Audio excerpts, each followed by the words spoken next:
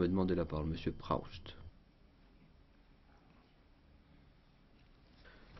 Oui, Monsieur le Président, je vous remercie, Monsieur le Commissaire. Mesdames et Messieurs, je ne partage pas entièrement l'optimisme de la plupart de mes collègues. En effet, j'ai peur que nous allions trop vite. Le Japon est certes un partenaire commercial majeur pour l'Union européenne, mais est-ce un partenaire en qui nous pouvons avoir pleinement confiance aujourd'hui? Pendant des décennies, les Japonais nous ont fermé leur marché au moyen de barrières non tarifaires toujours plus nombreuses et originales.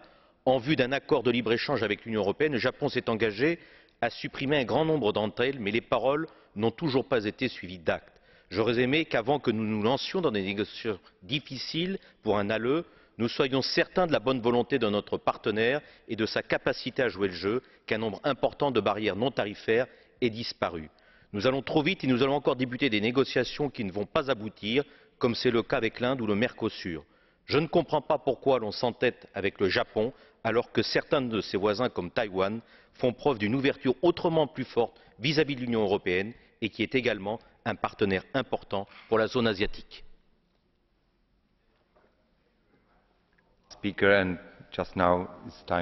Oui, Monsieur le Commissaire de Gucht, c'est à vous. Merci, Monsieur le Président, chers collègues. À plusieurs reprises, dans les débats, en plénière et ailleurs, j'ai été clair que j'appuie fermement un tel accord de libre-échange avec le Japon, mais aussi j'appuie de manière conditionnée cela.